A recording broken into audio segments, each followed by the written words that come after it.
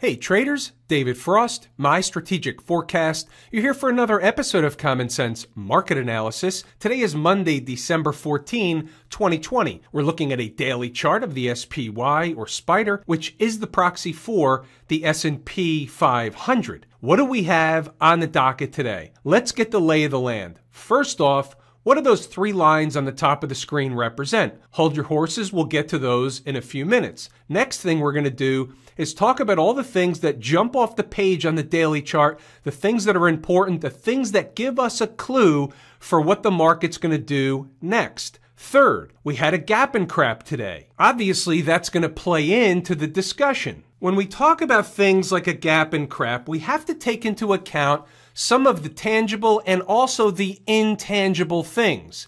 So here's a couple of intangible things. Maybe it's tangible, it's debatable, but the market's in an uptrend.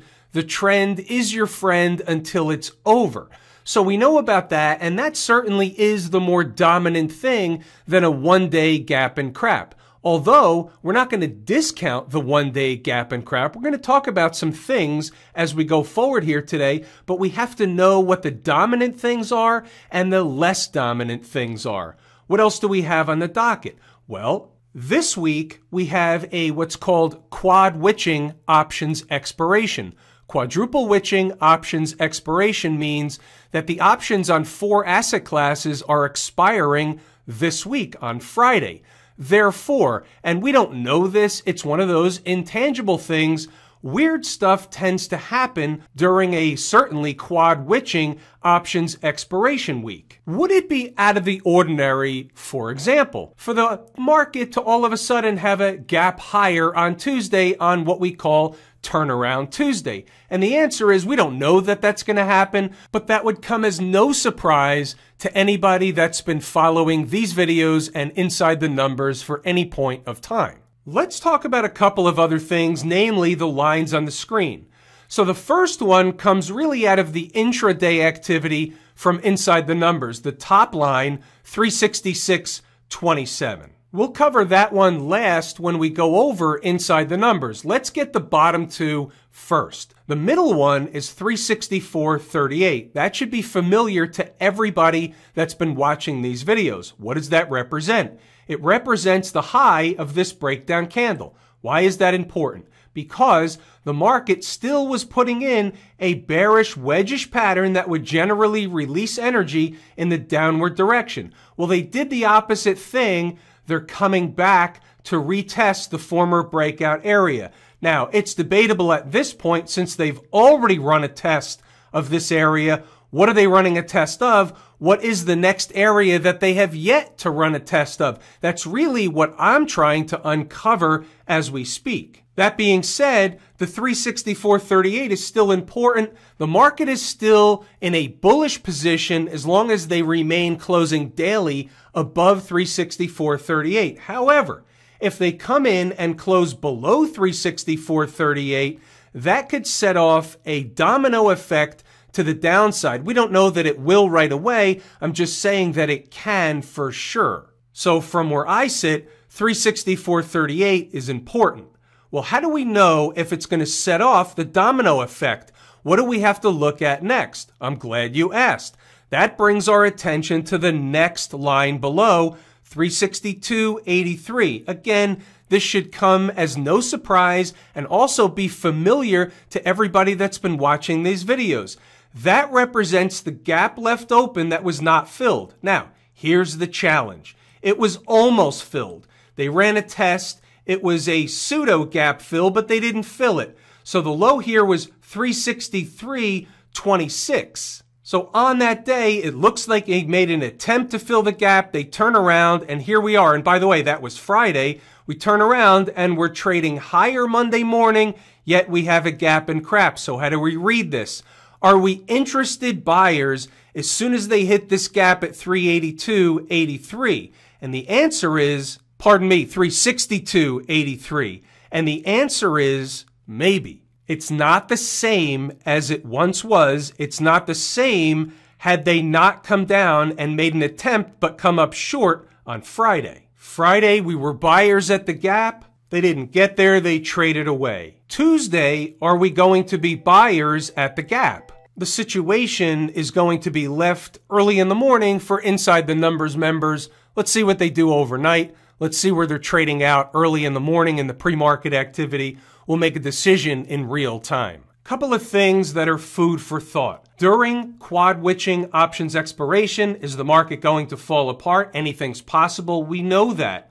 Are they going to scare the 20-period moving average once again, make it look like the market's going to fall apart, yet turn around and continue in the uptrend? We don't know yet, but those are awareness things. We have to be thinking in terms of what exactly is the trick, trap, fool, and frustrate crew trying to do? Who are they trying to screw? Where are the support and resistance numbers? Are we above or below? What's the next order of business? That's my job. That's what we're doing here each and every day inside the numbers. Speaking of which, here's the pre-market commentary. They were gapping up in the morning. We want to wait and see what's going on. There's not much to discuss while they're gapping up on a Monday morning. As we get in closer to the early thoughts, they're making it look real good, like they're going to get up and over the ES 3700, the SPY 370. Not to say they won't this week, just that they look like they were going to today. They turned around, pulled the rug out,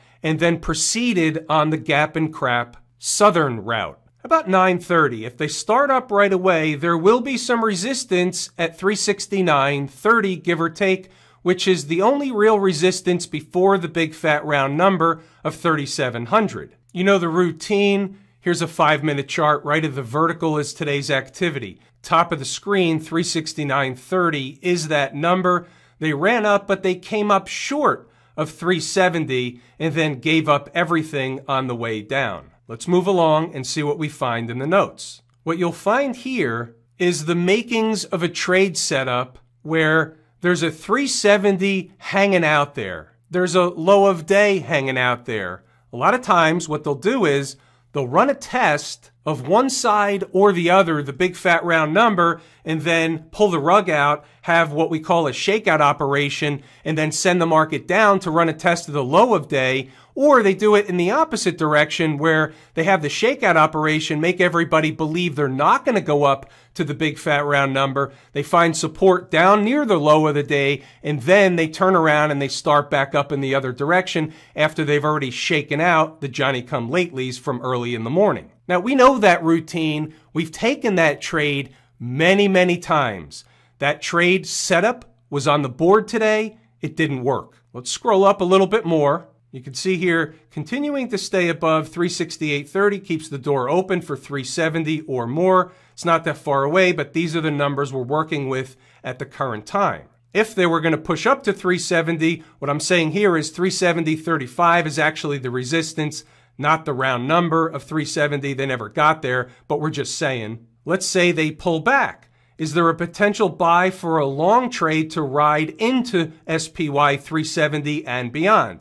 368.70, give or take, is the best spot. Closing candles below 368.37 means the trade was likely wrong, at least until back above. Let's continue on a little bit and read a little bit further. Still watching, getting down to 368.70, give or take, is the spot. So that's what I'm eyeing at the time. Will I be taking a long trade at or around that number under the same schematic? Yes. Moving right along. They come into the number, showtime for the bulls, getting below and closing candles below 368.37 mean any long trade is wrong for the time being. Why is that? Because getting below the low of day opens the door to fill the gap left open from Friday's close, which they did later on, but that's the reason when you know the trade is wrong and the reason you took the trade no longer exists, you have to cut and run, treating it as a business. Moving right along. By 11 o'clock, the trade didn't work. I stopped out. Not exactly what I was looking for, obviously. Back to watching, my bad. Back to the chart. So here's the trade I was looking for. Let's say they don't get to 370. They come back down, which they didn't get to 370. Okay, up here, they came up short. They come back down. They run a test of that number we were discussing in the notes, somewhere in and around the low of day. Here's a nice big fat, it's only a 5-minute chart, but it's a breakup candle. Okay, so they're testing a low. They cut through it and they close below right away. That's it. The trade is over. I cut and run because the reason I took the trade is no longer there. They closed below the low of day. That's it. Something else is going on. The trade was wrong. I got screwed by the trick, trap, fool, and frustrate crew. I can take it. I'm a big boy. They're going to get me from time to time. Most of the time they're not. Sometimes they do. Stuff happens. We move it along. There's another trade around the corner. Now, I'm going to scroll up a little bit, and I'm going to let you pause the video, read the notes, go back to the chart, and double-check the work, because there's other stuff in here that makes a lot of sense. There was a gap. They came up short of the gap. They traded away. We talk about that stuff all the time. We're going to go back to the chart and take a look, but what I want you to do, instead of me reading the notes, we'll discuss what happened on the charts. It coincides with the notes. For those of you that are interested, you'll read the notes and then you'll have an understanding of what we're talking about on the chart. Let's continue on. Go ahead and pause the video, read the notes, and double check the work back on the charts. Here you'll see at the 112 post, we're going to talk about this in a moment, there's a couple of numbers on the board that are important near the gap. 366.30 and 366.27. What's interesting is we mentioned 366.27 before. We always say they come up short or they spike it through. You never know which one, and that's also here in the notes. But it'll be interesting to go back and look at the chart to see what they actually did. Everything we're going to discuss in a few moments is found in the notes. We'll go down real quick, not to leave out stocks on the move. Nothing hit the target. We had no trades across the board today on all four opportunities. It is what it is. We'll get our fair share turnaround Tuesday. Now let's get back to the 5-minute chart of the SPY and take a look at what happened. The daily chart gap was 366.30. The intraday is 366.27. So what do I mean by that? Well, if we go back to the daily chart, you can see the price that registered the close, which is yesterday or Friday's close of 366.30. So I had two numbers, 3 cents apart, one from the intraday charts, one from the daily chart, and look what happened. So here the low is 366.33. Here the low is 366.30, and they trade away. They make it look like they're going to rally away until what they did was made essentially a bearish flaggish pattern and then came down again. When they do that, do we want the same gap at 366.27? And the answer is not when they come 3 pennies away, bounce away. And how far was the bounce away before they came back down? They went to a high of 367.16. So let's just say for argument's sake, it's 9 S&P handles. Now they're coming back down. We don't want that anymore. They've got something else in mind, which you'll also read in the notes. And let me just go to a different chart so you can see it more clearly. I'm going to get rid of the vertical. You know the story with the vertical. You don't need that. But the 364.38, we put that on the board inside the numbers as a just in case.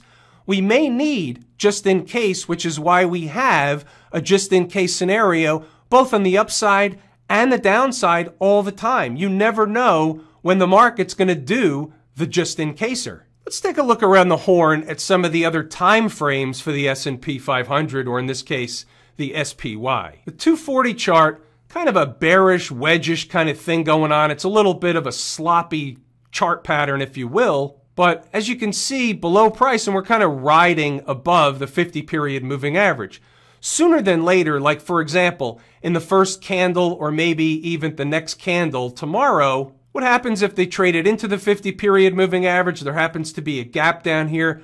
We know about that gap, and on the 240 chart, the gap is a little bit lower than the 362.83 off the daily chart. That number would be about 362. So would we be surprised to see the market down at 362, which satisfied the 50-period moving average and the 240-minute chart gap? And the answer is, we don't know, but we're not going to be surprised, and it's good stuff to know. The 240 chart, nobody really looks at that. Keep it in your back pocket, put it on a sticky note off to the side. What about the 120-minute chart? Well, we have the same gap that's left open, so we know about that one already. On this chart, rather than the 50-period moving average, which we're now below the 50 and the 20 on this chart, but where are they headed? If they continue down, they would be headed to the vicinity of A, that gap, and B, this chart, it would be the 100 period moving average. So we're starting to build a full stack of information. 120-minute chart, obviously we have the same gap. That's going to be satisfied on any of the charts. We have a 100 period moving average on the 120 chart. We have a 50 period moving average on the 240 chart. And on the hourly chart, the next moving average that might come into play is lower, but 360.31 on close today. That'll creep a little bit higher by Tuesday. And that's one of those numbers that's a good to know. We'll use it if we need it inside the numbers Tuesday morning. Before we move on, let's have one more discussion about the daily chart. We'll talk about volume. So we had a gap and crap today, and one would think there was a lot of selling pressure in the market. We finished near the lows. And in terms of price, there was selling pressure in the market, but you have to notice that the volume was less than the average daily volume. So what does that tell me? How do I read that? Well, inside my head, what I'm thinking is there wasn't real institutional dumping going on, but there was some institutional distribution. There was certainly stuff being sold today. I have a list of stocks. There's enough stocks down by enough of a percentage to where there were certainly institutions selling stuff today. We have to separate conviction selling, dumping, throwing the baby out with the bathwater against a pullback, some selling, market rotation, sector rotation. Money was going somewhere today despite the S&P being down. Where was it going? Well, maybe it went to the bond market. Maybe it went to other markets. Treasuries weren't rallying today. They weren't up. They were down, so it didn't go into the bond market.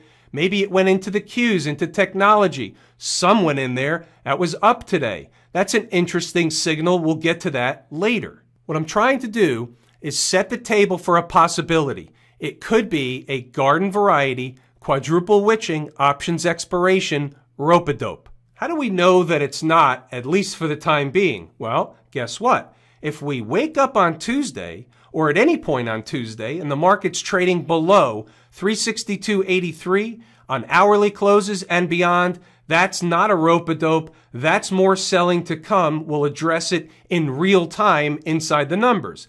As long as we have the numbers to where the market is more bearish, more bullish, support, resistance, all that stuff, we're not worried about what they're doing when they're doing it. We have to know our numbers. We know our numbers. How about the IWM today? Down 37 cents, less than 0.2% on close.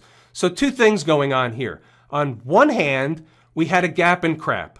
On the other hand, at the end of the day, they finished down 40 cents, give or take. Not a big deal. They're high on the chart, above all the moving averages, extended a little bit from home base. All the moving averages are sloping up. They're trending up, which is bullish until the time in which price comes below, begins to come below the moving averages, and they begin to turn down. Right now, it's bullish. It's a down day. We're not going to make a federal case out of it. Start closing hourly and then daily below 188 in the IWM.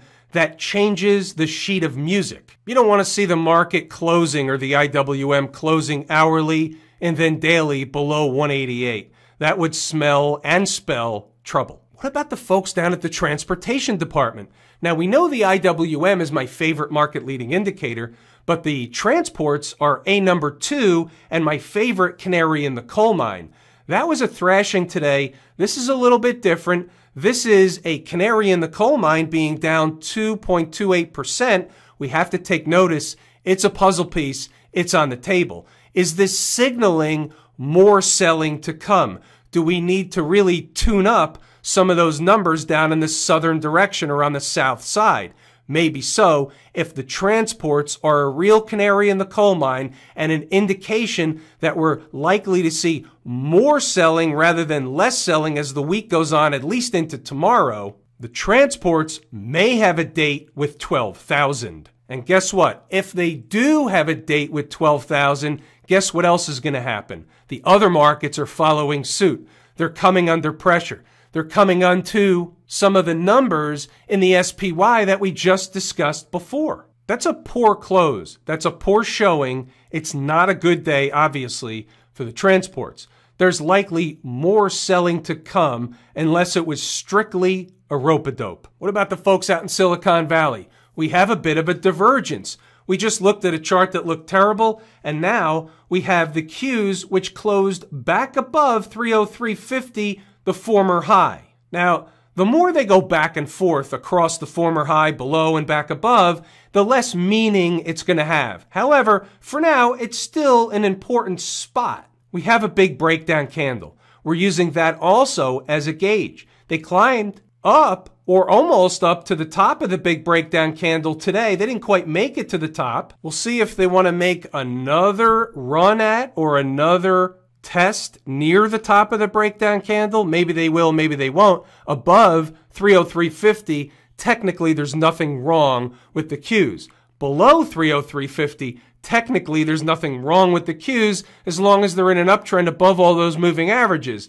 Give up the 20-period moving average and the story will change. I can tell you this, if they begin to give up the 20-period moving average, 295 will come rather quickly, and I think 291, give or take, will come either way. I would put those on the just-in-case sticky note box. How about the XLF? That's an ugly candle in the XLF. That classifies as a reversal candle, finishing below the 20-period moving average. Still above 2680 on weekly closes. Longer term, there's nothing wrong with the XLF. For now, likely more selling coming. These type of candles, when you see these big breakdown candles, reversal candles, stuff like that, and by the way, not accompanied by any kind of spike in volume. We should note that. So again, we have to consider the quadruple witching options expiration rope-a-dope. But generally speaking, more often than not, when you see these big breakdown candles, there's likely more selling ahead or at least a sideways kind of bearish, flaggish pattern in the making. We might as well throw another divergence in the mix and take a look at Smashmouth.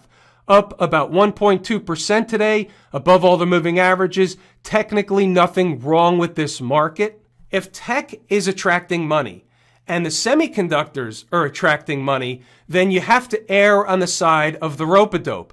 Now here's what you have to watch out for. You wake up Tuesday morning and the SMH is getting crushed, tech is getting crushed, and everything else is getting crushed. Then the rope-a-dope was tech and the SMH being up today. Have I told you how much I appreciate each and every one of you? Without you, these videos are not possible. That is a true and accurate statement. We're going to pull the ripcord here today. It's everything I wanted to and intended to discuss. I'm David Frost, my strategic forecast. Thanks again for tuning in to another episode of Common Sense Market Analysis.